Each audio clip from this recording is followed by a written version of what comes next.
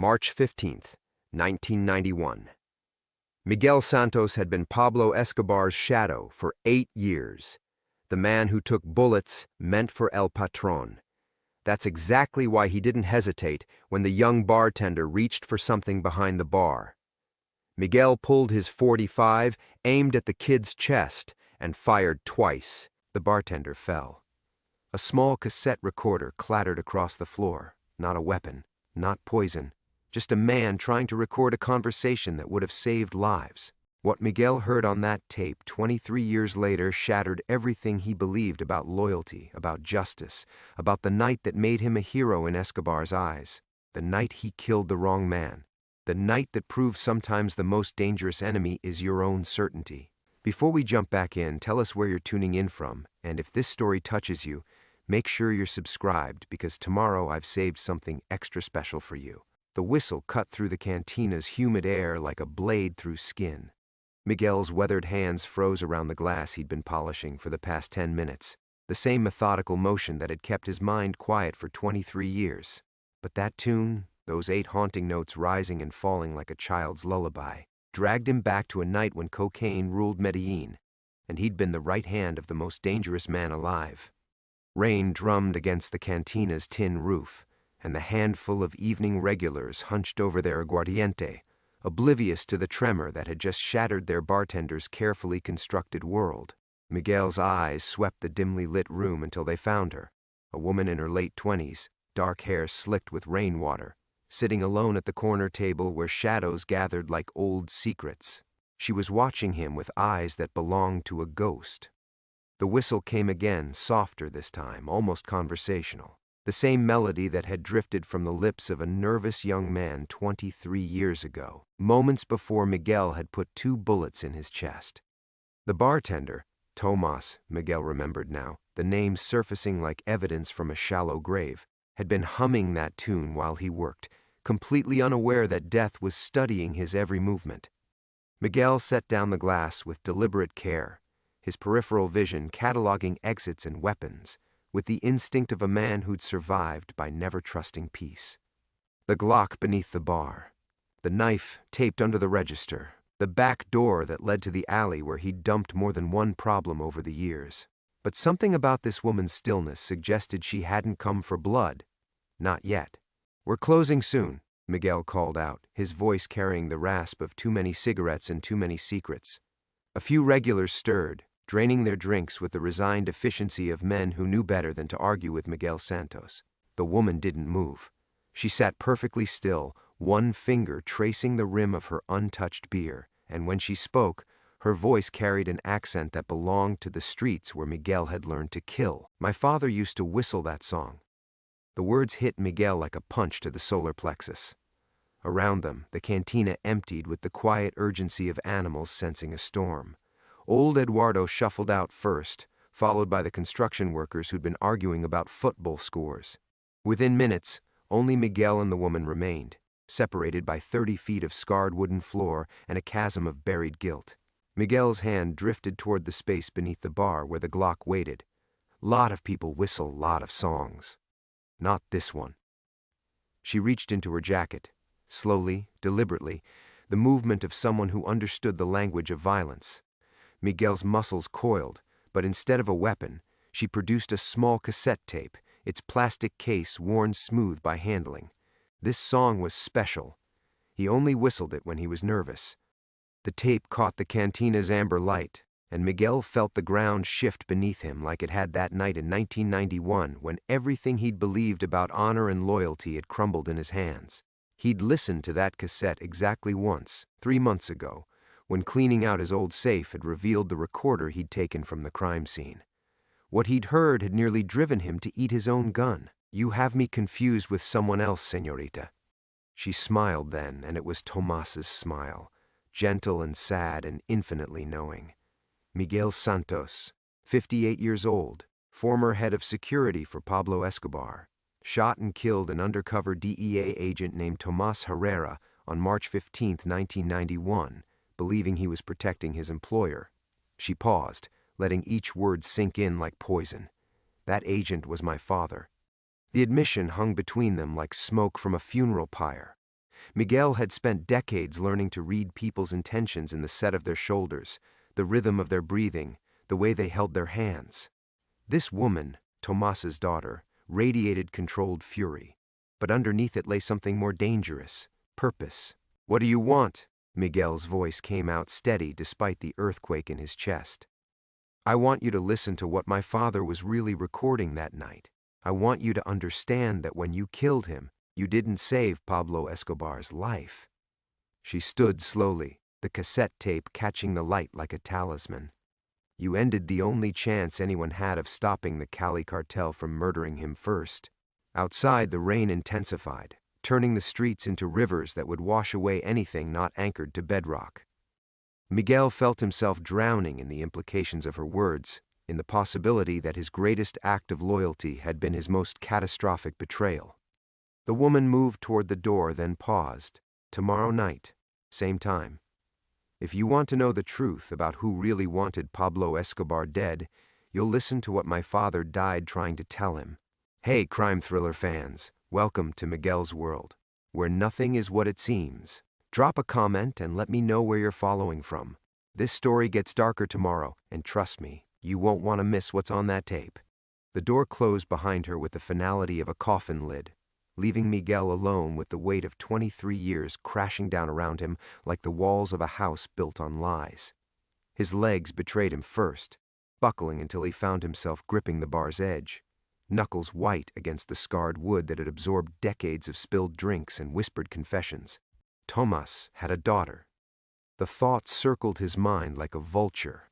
In all his careful reconstruction of that night, the meticulous cataloging of details that had kept him awake through countless dawns, he'd never once considered that the young man bleeding out on the warehouse floor had left behind anything more than questions.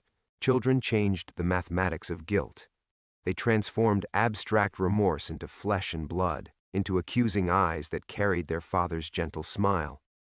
Miguel forced himself to move, muscle memory guiding him through the nightly ritual of closing the cantina. Lock the register, check the doors, count the bottles, simple tasks that had anchored his sanity for 2 decades. But tonight his hands shook as he pulled the security gate across the entrance, and he had to try the lock 3 times before the key found its mark. The rain had gentled to a persistent whisper against the cobblestones, turning the narrow street into a mirror that reflected the cantina's neon sign in fractured pieces. El Refugio, the refuge. He'd chosen the name with bitter irony, knowing that some sins followed you no matter how far you ran. But tonight it felt like mockery. There was no refuge from the truth, especially when it arrived wearing your victim's face. His apartment above the bar smelled of coffee grounds and old cigarettes, the accumulated residue of a life pared down to essentials. Miguel had learned to live with less after Escobar's death had scattered his organization like leaves in a hurricane. No more armored cars or safe houses, no more teams of sicarios watching his back. Just this cramped space above a neighborhood cantina, where the most dangerous thing in his life had been the occasional drunk who couldn't accept last call. The photograph sat on his nightstand where it had lived for 15 years, protected by a frame that had survived 3 moves and countless sleepless nights. Sophia at age 7, gap-toothed and grinning, her school uniform wrinkled from a day spent climbing trees in defiance of her grandmother's lectures about proper behavior. His granddaughter, the only person left in the world who looked at Miguel Santos and saw something worth loving instead of something that should have died years ago. Sophia's mother had been smart enough to cut all ties after Escobar's empire collapsed, taking their daughter and disappearing into the anonymity of Bogotá's middle class. But Sophia had found him anyway, showing up at his door 5 years ago with her mother's stubborn chin and questions about the grandfather she'd never known. Miguel had tried to send her away, tried to explain that love was a luxury men like him couldn't afford, but she'd simply smiled and started helping him serve drinks. Now she was 22 and studying law at the Universidad Nacional, brilliant and fierce, and completely unaware that her grandfather's past was a loaded gun pointed at anyone foolish enough to care about him. She visited every Sunday, bringing textbooks and stories about her professors, filling the cantina with laughter that made Miguel remember what it felt like to be human. The woman, Tomas's daughter, had been watching him. Miguel was certain of it now, analyzing the way she'd catalogued every detail of his life. If she knew about Sofia, if she decided that justice required more than just the truth. Miguel's hands found the bottle of aguardiente he kept hidden behind his spare shirts, the one reserved for the nights when memory became unbearable. But tonight he left it unopened, settling instead into the chair by his window where he could watch the street below. Old habits died hard, and the instincts that had kept him alive through Colombia's blood-to-soaked 90s were screaming warnings he couldn't ignore. Somewhere in the labyrinth of Medellin's hills, people who remembered Miguel Santos might already be stirring. The cartel landscape had shifted and evolved since Escobar's death, but the fundamental rules remained unchanged. The past was never truly buried, and debts of blood could be inherited like family heirlooms. If word spread that Pablo's former enforcer had been exposed, that his location was no longer a secret. Thunder rolled across the valley, and Miguel found himself thinking about cassette tapes and the weight of truth. Tomorrow night she would return, and he would have to decide whether learning what Tomas had really died for was worth the risk of losing everything he'd built in the aftermath of that mistake. Outside, the rain continued its patient work of washing the city clean, but Miguel knew some stains ran too deep for weather to erase. He'd been running from March 15, 1991 for 23 years, and tomorrow night it was finally going to catch him. Miguel never made it to dawn. The phone's shrill cry cut through the pre-morning darkness at 4:17 a.m., yanking him from the first real sleep he'd managed since the woman's visit. His hand moved toward the Glock before his conscious mind recognized the sound. 23 years of paranoia compressed into pure reflex. Hello? His voice came out hoarse, ready. Silence. Then breathing, deliberate, measured, the rhythm of someone savoring a moment they'd waited decades to enjoy. Miguel Santos.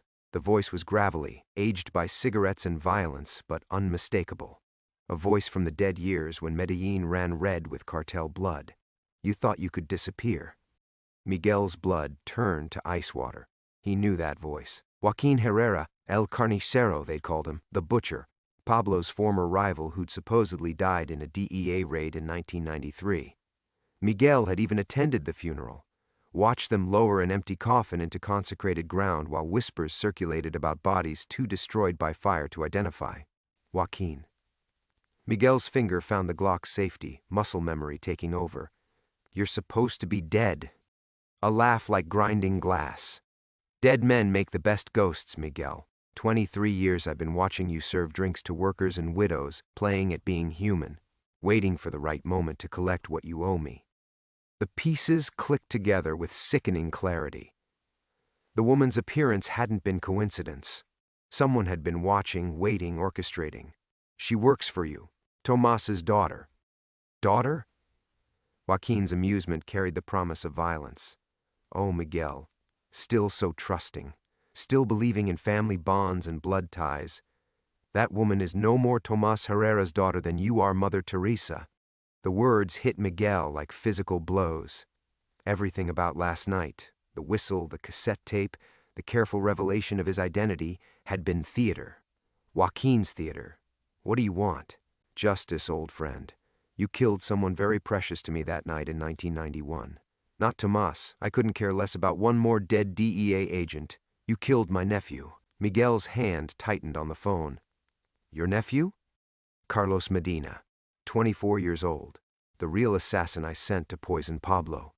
He was hiding in that warehouse, watching Tomas work up the courage to approach your boss when you decided to play hero. Joaquin's voice dropped to a whisper. Carlos died in the crossfire when my men tried to extract him, caught a stray bullet from one of your sicarios while you were busy murdering the one man who might have saved Pablo's life. The warehouse. Miguel's memory painted the scene in stark detail. The crack of gunfire, the confusion as shadows moved through the smoke, the young man who'd gone down clutching his throat while Miguel put bullets in Tomas. In all these years, he'd assumed it was one of Pablo's enemies, another faceless casualty in the endless war. He'd never known the boy had been Joaquin's blood. You want revenge, Miguel said. It wasn't a question. I want you to understand loss the way I understand it, the way that boy's mother understood it when they brought him home in pieces. The line crackled with static, Or maybe it was the sound of old hatred finding its voice. Your granddaughter, Miguel. Pretty little Sofia with her law books and her Sunday visits. She's studying late at the university library tonight. Building 4, third floor. Such a dedicated student. Terror lanced through Miguel's chest like a blade between ribs. Leave her alone. She has nothing to do with this. Neither did Carlos. But your bullets didn't care about innocence. Joaquin paused, letting the threat settle like poison in still water. Here's what's going to happen. Tomorrow night you'll meet my associate, the woman you think is Tomas's daughter, at your cantina. You'll listen to her little story about the cassette tape, and then you'll put your gun in your mouth and pull the trigger, knowing that your suicide is the only thing standing between Sofia and a very unpleasant education in consequences. Miguel was already moving, pulling on clothes with one hand while keeping the phone pressed to his ear. And if I don't? Then Sofia learns what it feels like to pay for her grandfather's mistakes. I have 3 men watching her right now, Miguel. Men who remember what you did to their families during the war. Men who would consider torturing Pablo Escobar's enforcer's granddaughter a patriotic duty. The line went dead, leaving Miguel staring at the phone like it was a smoking gun. Outside his window, Medellin stretched away into the darkness. 8 million people living their lives in blissful ignorance of the violence that moved beneath the surface like a river of blood. Sofia was at the university library, surrounded by books and dreams of a future that had just turned to smoke. And somewhere in the city, Joaquin Herrera, a ghost who refused to stay buried, was finally collecting on a debt 23 years in the making. Miguel's carefully constructed life hadn't just cracked. It had shattered completely, leaving him standing in the ruins with his granddaughter's life hanging in the balance and nowhere left to run. Miguel's hands shook as he dressed in the darkness, the phone call echoing through his skull like gunshots in a cathedral. 23 years of careful anonymity had evaporated in a single conversation, and now Sofia, innocent, brilliant Sofia, was caught in the crosshairs of a war she didn't even know existed. He had to see her. Had to know she was safe, even if Joaquin's watchers were real. The Glock went into his waistband, a familiar weight that had once been as natural as breathing. His fingers fumbled with the cantina's keys, muscle memory failing him for the first time in decades. 3 men, Joaquin had said. Men who remember. The streets were empty except for stray dogs and the occasional taxi carrying late shift workers home to their families. Normal people living normal lives, untouched by the violence that had shaped Miguel's world. He envied them their ignorance as he navigated the winding roads toward the university, every shadow potentially hiding an enemy, every passing motorcycle a possible threat. The Universidad Nacional sprawled across several city blocks, its brutalist architecture softened by tropical vegetation that thrived in Medellin's eternal spring. Miguel parked 3 streets away, approaching on foot through the maze of student housing that surrounded the campus like a protective barrier. Building 4 rose against the clouded sky, its windows glowing with the harsh fluorescence of academic ambition. Miguel found a cafe across the plaza that stayed open all night, catering to students who measured time in deadline cycles rather than sunrise and sunset. He ordered black coffee and positioned himself where he could watch the library's entrance, scanning faces and cataloging potential threats with the paranoid precision of a man who'd survived by trusting no one. There, a figure leaning against a lamppost 50 meters from the library's main door, cigarette glowing in the darkness. Too old to be a student, too well dressed to be homeless. Miguel memorized the man's build, his posture, the way he held his shoulders like someone accustomed to carrying weapons. When the figure's phone buzzed and he answered with a curt nod before scanning the plaza, Miguel's suspicions crystallized into certainty. The second watcher was harder to spot. A woman reading a newspaper at the bus stop, her attention too focused on the library for someone waiting for public transportation. The third remained invisible, but Miguel felt his presence like an itch between his shoulder blades, the weight of hostile observation that had once meant the difference between life and death. His phone vibrated against his ribs. A text message from Sofia working late again. These contracts won't analyze themselves. Love you, abuelo. The casual affection in those words nearly broke him. She had no idea that her grandfather's love was a death sentence, that every Sunday visit had been painting a target on her back. Miguel typed back with fingers that felt like they belonged to someone else. "Be safe, mija. Very proud of you." He sat in that cafe for 3 hours, watching Joaquin's men watch his granddaughter, and felt the full weight of his powerlessness. These weren't street thugs he could intimidate or buy off. They were soldiers from the old war, men who'd lost family and friends to Pablo's organization, to Miguel's guns. They'd been carrying this hatred for decades, polishing it like a treasured weapon, waiting for the chance to balance accounts written in blood. The woman from last night, whoever she really was, had played her role perfectly. The whistle, the manufactured emotion, the careful revelation of his identity. All of it designed to flush him into the open, to make him vulnerable. Miguel had spent years learning to read deception, but grief and guilt had made him sloppy, desperate to believe that confession might somehow lighten the weight he carried. At 6 a.m., Sophia emerged from the library, backpack slung over one shoulder, exhaustion written in the slope of her neck. She walked past Joaquin's watchers without a glance, innocent as a dove crossing a battlefield. Miguel's finger caressed the Glock's grip, calculating angles and distances, wondering if he could take all three before they could react. But even if he succeeded, Joaquin would simply send more. The old cartel boss had unlimited resources and infinite patience, while Miguel had nothing but desperation and a granddaughter who thought her biggest problem was contract law. He followed Sophia at a distance as she boarded a bus toward her apartment, ensuring she made it home safely before returning to his own refuge. The cantina felt smaller now, its walls closing in like a trap. Every corner held shadows where enemies might hide. Every sound carried the potential of approaching violence. Miguel poured himself 3 fingers of aguardiente and finally allowed his hands to shake. Tonight, the woman would return with her cassette tape and her manufactured revelations. Tonight, Joaquin would expect him to put a gun in his mouth and solve everyone's problems with a single bullet. But Miguel Santos hadn't survived 3 decades in Colombia's underworld by accepting death gracefully.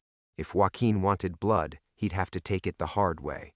Outside, Medellin woke to another day of ordinary miracles and hidden sorrows, while somewhere in its sprawling neighborhoods, ghosts prepared for a reckoning 23 years in the making.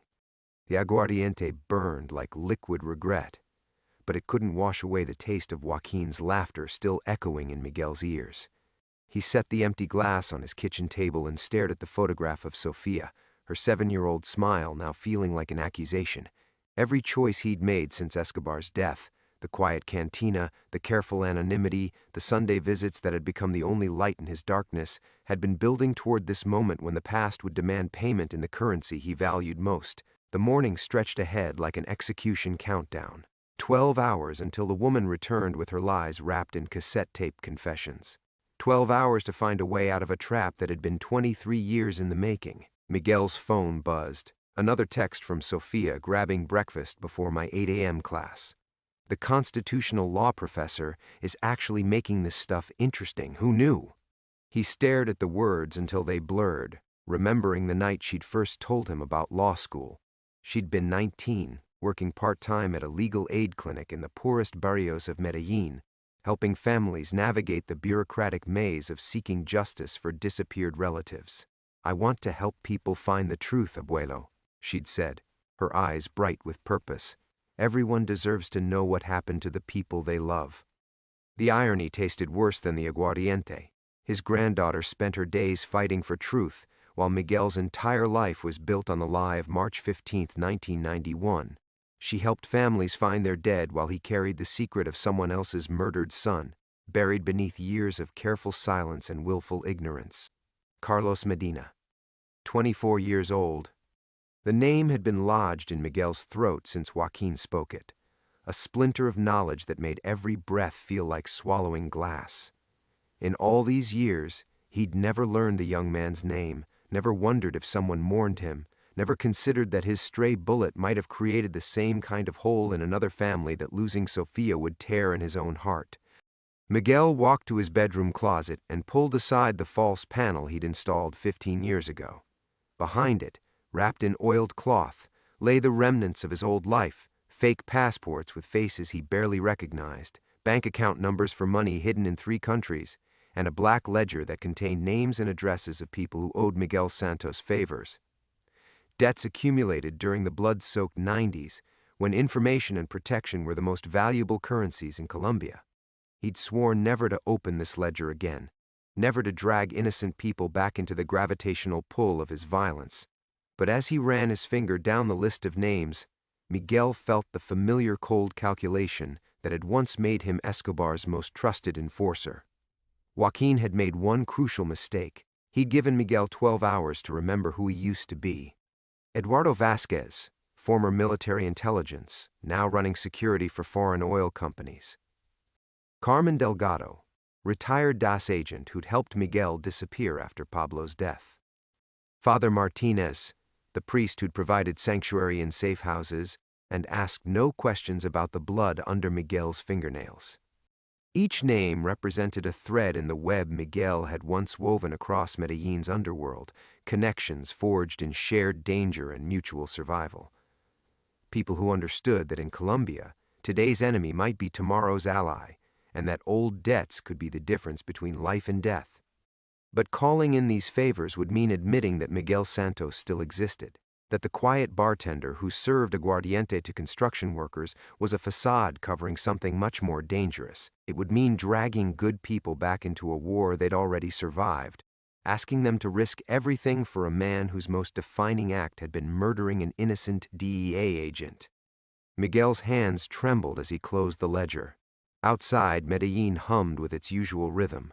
Buses grinding up the hillside roads, vendors calling out their wares, children walking to school with backpacks full of dreams their parents couldn't afford. Normal life, continuing its ancient patterns, while Miguel sat in his bedroom holding the tools of violence like a recovering addict staring at a needle.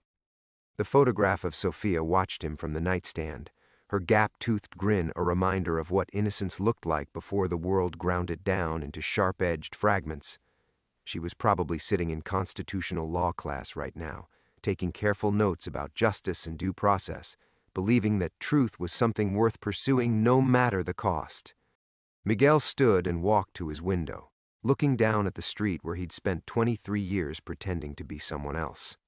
In 12 hours, Joaquin's puppet would return to finish the performance that had started with a whistle and a lie, and Miguel would have to choose between the man he'd been trying to become and the killer he'd never quite stopped being.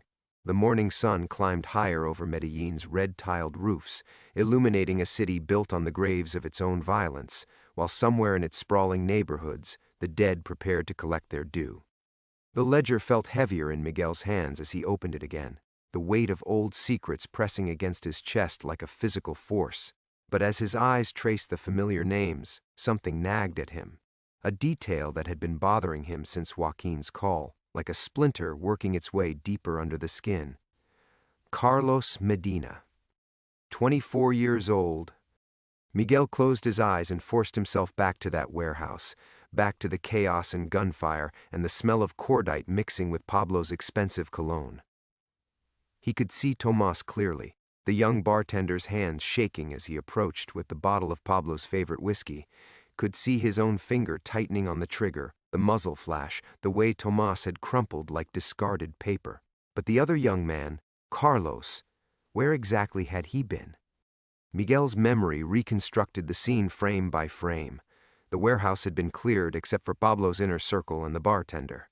Miguel himself had supervised the security sweep, checking every corner, every shadow, every possible hiding place. It was impossible for someone to have been concealed inside without his knowledge, which meant Carlos had been outside, beyond the perimeter Miguel had established. The realization hit him like ice water flooding his veins. Carlos hadn't been in position to poison Pablo. If he'd been outside the warehouse, he couldn't have reached the whiskey bottle, couldn't have completed any assassination attempt, which meant either Joaquin was lying about Carlos being the real assassin, or... Miguel's hands shook as he reached for his phone, scrolling through old contacts until he found the number he'd hoped never to use again. Carmen Delgado answered on the third ring, her voice carrying the cautious wariness of someone who'd learned to sleep with one eye open.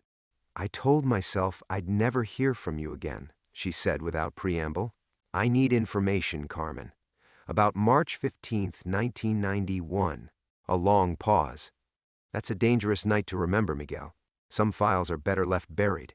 A DEA agent named Tomas Herrera, and someone called Carlos Medina. Jesus Christ. Carmen's exhale carried 23 years of exhaustion. You need to stop digging, old friend. Some graves contain more than just bodies. Tell me. Another pause, longer this time. When Carmen spoke again, her voice carried the flat tone of someone reading from a file. Tomas Herrera wasn't DEA. He was Colombian intelligence, DAS, working a parallel operation. His mission wasn't to kill Pablo or save him. It was to identify cartel members for future prosecution. Miguel felt the world tilt beneath his feet. And Carlos Medina? Sicario from Cali, but not freelance. He was DAS too, Miguel. Deep cover, trying to infiltrate Joaquin's operation. They found his body 3 blocks from the warehouse, shot through the head execution style. Professional work. The phone slipped from Miguel's nerveless fingers, clattering against the floor as the truth crashed over him like a collapsing building. Not cartel against DEA. Not family revenge for a nephew's death. This was intelligence services playing chess with human lives, using the chaos around Pablo's final days to clean up their own operations. Miguel's mind raced backward through the conversation with Joaquin, analyzing every word through this new lens. The careful emotion in his voice when speaking about Carlos. The way he'd emphasized family bonds and blood ties before revealing the woman wasn't really Tomas's daughter. The theatrical precision of it all. Joaquin hadn't been grieving a nephew. He'd been covering for something much worse. Miguel retrieved his phone with hands that felt disconnected from his body. Carmen was still on the line, her breathing sharp with fear. Miguel, you need to disappear, tonight. Don't go home, don't contact your family, just run. Why? Because if you've stumbled onto this, it means someone wants you to know. And the only reason to reveal a 23-year-old intelligence operation is if you're about to become part of the cover-up. Permanently. The line went dead, leaving Miguel staring at his reflection in the black screen. Everything about the past 2 days, the whistle, the cassette tape, even Joaquin's phone call, had been orchestrated to manipulate him into... what? Suicide was too simple, too clean for something this elaborate. His phone buzzed with a new text message. Your granddaughter is very pretty when she concentrates. Constitutional law must be fascinating. Attached was a photograph of Sophia in the university library, bent over her textbooks, completely unaware of the camera capturing her from across the room. But Miguel's attention wasn't on his granddaughter's face. It was on the figure visible in the reflection of the library window behind her. A woman with dark hair and familiar features. The same woman who'd walked into his cantina 2 nights ago with a whistle and a lie. She wasn't waiting until tonight to return. She was already moving the pieces into position for whatever came next. And Miguel finally understood that he wasn't the hunter in this story. He never had been. He was the bait. Miguel's finger hovered over Sophia's contact number, then pulled back as if the screen were electrified. Every instinct screamed at him to call, to warn her, to tell her to run. But Carmen's words echoed in his skull, someone wants you to know. This entire elaborate dance had been choreographed to force him into exactly these desperate moves. They were counting on his love for Sophia to drive him into the open, to make him predictable. He closed his eyes and forced himself to think like the man he'd once been. Cold, calculating, 3 steps ahead of death. The woman in the library reflection wasn't there to hurt Sophia. Not yet. She was there to be seen, to photograph Sophia as bait, to send Miguel spiraling toward whatever endgame they'd planned. Which meant Sophia was safe until Miguel made his next move. The cassette tape sat on his kitchen table like an unexploded bomb. Miguel picked it up, turning it over in his hands, studying the careful wear patterns that suggested it had been handled frequently. Professional aging, designed to look like a 23-year-old recording passed down through a grieving family. But if Tomas Herrera had been DA's intelligence, not DEA, then who had made this recording, and why did it exist at all? Miguel walked to his ancient stereo system and slotted the tape into place, his finger hesitating over the play button. Whatever was recorded here, it would be another lie wrapped in enough truth to make him bleed. But lies revealed as much about their creators as honest confessions, and Miguel needed to understand exactly who was orchestrating this symphony of manipulation. The voice that emerged from the speakers made his blood freeze. Not Tomas Herrera's nervous confession, but Pablo Escobar himself, speaking in the measured tones Miguel remembered from their private conversations. The problem with intelligence services is that they never know when to stop playing games. Tomas thinks he's gathering evidence for future prosecutions, but he doesn't understand that there won't be any prosecutions. The Americans want me dead, not tried. And the DAs wants their agents positioned for whatever comes after. Another voice, unfamiliar but carrying the clipped authority of government bureaucracy. What about the Sicario? Carlos? Joaquin's problem now. The boy got too close to our real operations. Sometimes the most loyal service you can provide is cleaning up loose ends. Miguel's hand shook as he stopped the tape. This wasn't a recording of Tomas Herrera at all. It was Pablo discussing the intelligence operations swirling around his organization in those final chaotic months, which meant someone had been recording Pablo without his knowledge, or with his permission for purposes Miguel couldn't fathom. The implications crashed over him like an avalanche. If this recording was authentic, it proved that Tomas and Carlos had both been sacrificial pawns in a larger game, but it also revealed something more dangerous. Pablo had known about the intelligence operations and had been manipulating them for his own purposes, and someone had preserved this evidence for over 2 decades, waiting for the right moment to deploy it. Miguel's phone rang, jolting him from his analysis. Unknown number, but he recognized the pattern, a government contact, carefully obscured through multiple routing systems. Miguel Santos. The voice was crisp, professional, carrying the kind of authority that made generals nervous. My name is Colonel Vargas, currently assigned to Truth and Reconciliation. We need to meet. I don't meet with ghosts. You will when those ghosts can protect your granddaughter. Plaza Botero, 1 hour. Come alone, but bring the cassette tape. And Miguel? Don't trust anyone who claims to be seeking justice for the dead. The dead don't want justice. They want company. The line went dead, leaving Miguel staring at a phone that felt like it contained the weight of his granddaughter's life. Truth and Reconciliation was the government commission tasked with investigating atrocities from the cartel wars. If they were involved, this went far beyond Joaquin's revenge fantasy or intelligence service cleanup operations. Miguel looked at the photograph of Sofia again, memorizing her smile before carefully placing it in his pocket next to the loaded Glock.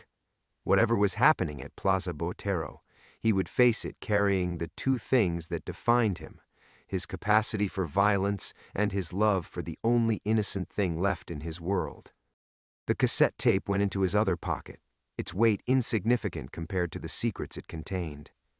Outside, Medellin hummed with its eternal rhythm, unaware that somewhere in its heart, the past was finally catching up to a man who'd spent 23 years running from the echo of his own gunshot.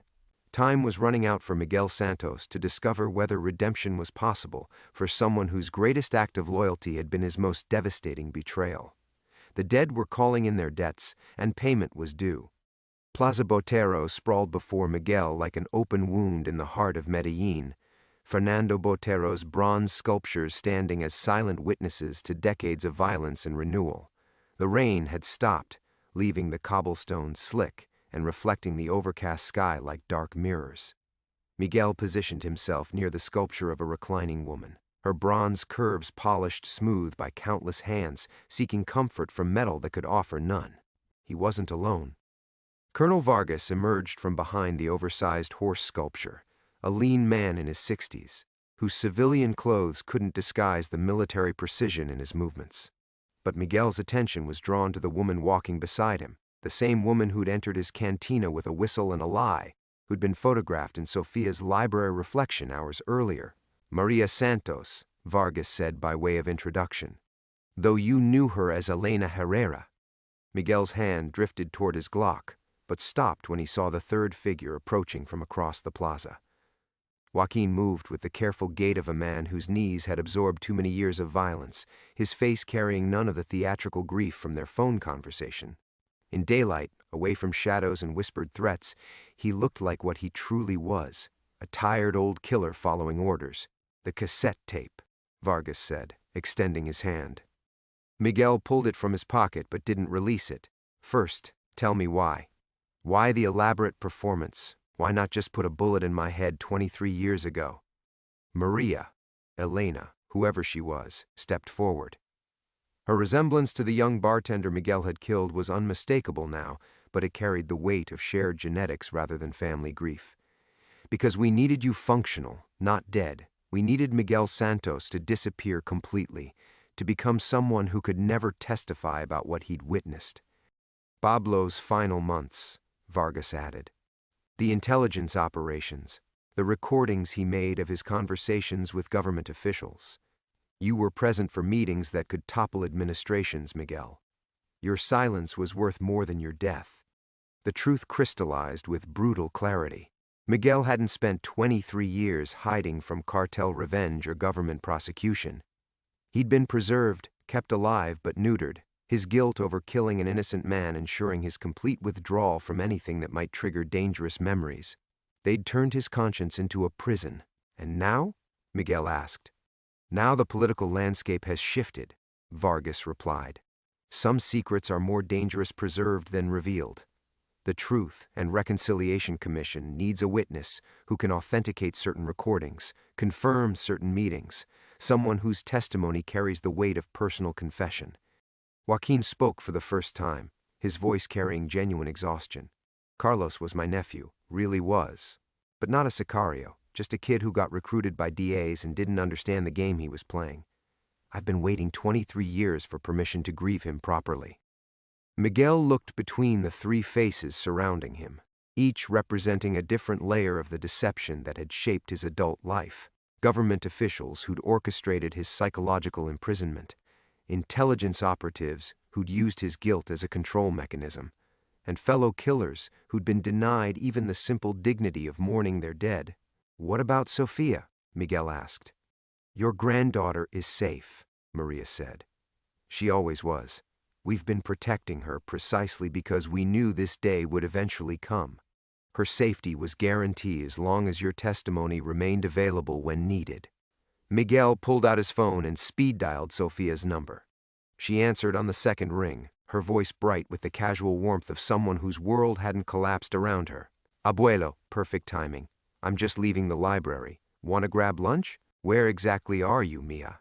Walking down from law school toward the metro. Why?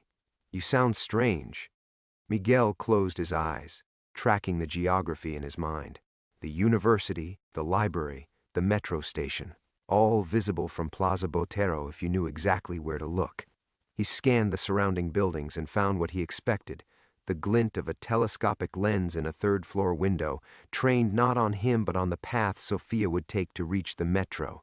Sofia, I need you to listen carefully. Don't look around, don't panic, but I need you to walk into the nearest public building and stay there until I call you back. Abuelo, you're scaring me. I know, Mija. Just trust me.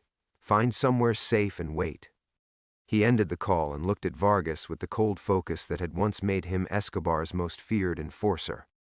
You have my testimony. You have your recordings. You have whatever confession you need.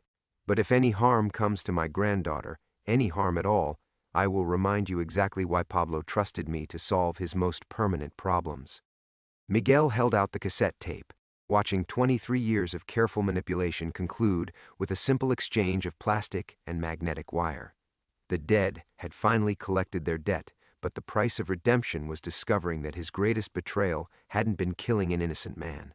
It had been allowing his love to be used as a weapon against his own freedom. Vargas pocketed the cassette with the satisfaction of a man collecting a long-overdue debt. Your testimony will be scheduled within the week.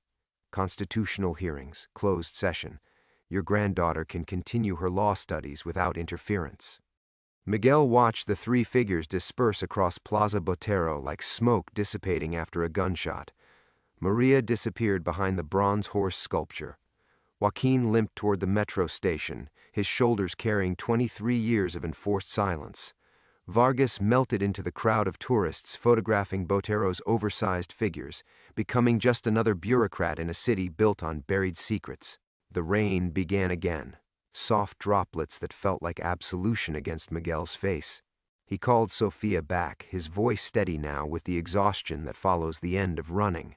"You can head home, mija. Just a grandfather worrying too much. You sure? You sounded—" "I'm sure. I'll see you Sunday for dinner." The walk back to his cantina took Miguel through streets that felt different now, as if the city had rearranged itself while he'd been trapped in other people's games. Children splashed through puddles where sicarios once counted bodies. Street vendors sold arepas where informants had whispered secrets that toppled governments. Medellin had learned to grow around its scars, and perhaps so could he. El Refugio stood exactly as he'd left it 48 hours ago, but Miguel entered as a different man. The woman with the whistle and cassette tape had been real enough, but she'd represented resurrection rather than revenge. The dead bartender's ghost had finally released its grip, not through forgiveness, but through the brutal clarity that some sins exist to serve larger purposes. Miguel poured himself 3 fingers of aguardiente and sat in the same chair where Elena, Maria, whoever she truly was, had played her whistle 2 nights before. The tune still echoed in his memory, but without the sharp edge of guilt that had defined 23 years of his life. He'd killed an innocent man, yes, but that man had been sacrificed by the same system that had imprisoned Miguel's conscience, making them both pawns in games neither had understood. The cantina filled with its usual evening crowd, construction workers washing away the day's dust, university students arguing politics over cheap beer, elderly men playing dominoes with the intense focus of generals planning campaigns. None of them knew they shared their drinks with Pablo Escobar's former enforcer, and that anonymity felt like the closest thing to peace Miguel could expect. Around midnight, after the last customer had stumbled into the rain-soaked streets, Miguel locked the door and walked to the small apartment above the bar. Sofia's photograph sat on his nightstand, her smile unmarked by the violence that had shaped her grandfather's life. She would finish law school, perhaps work for the same Truth and Reconciliation Commission that had finally freed Miguel from his psychological cage. The irony wasn't lost on him. His granddaughter might someday prosecute men like the one he'd been. Miguel opened the window and listened to Medellin's nighttime symphony. Somewhere in the distance, a whistle carried on the wind, not the tune that had haunted him, but something new, something that spoke of morning rather than midnight. The city was dreaming different dreams now, and so was he. He pulled out his phone and scrolled to a contact he hadn't used in 15 years. Carmen Delgado answered with the wariness of someone accustomed to danger calling after midnight. "It's over," Miguel said simply. A long pause. "You sure?" I testified. "They have what they needed. The dead can rest now. And you?" Miguel looked out at the city lights sprawling toward mountains that had witnessed centuries of violence and renewal. Somewhere out there, other old men carried other secrets, other guilts, other debts to the dead. But his ledger was finally balanced, not through absolution, but through acceptance that some prices were worth paying. "I run a cantina," he said. "I have a granddaughter who thinks I'm just another old man with stories about better days. It's enough." Carmen's exhale carried its own weight of relief. "Sleep well, Miguel. You too." The line went dead, leaving Miguel alone with the rain and the distant sound of someone whistling their way home through streets that had learned to forgive even their most unforgivable sins. Tomorrow he would open El Refugio again, pour drinks for people seeking refuge from their own ghosts, and continue the quiet work of learning to live with the man he'd been. Outside, Medellin slept under a blanket of cleansing rain, and Miguel Santos, former enforcer, current bartender, grandfather to a future lawyer, finally allowed himself to close his eyes without listening for the echo of his own gunshot. Some sounds, once faced, lost their power to haunt. The dead had collected their debt, and the living were free to dream of morning.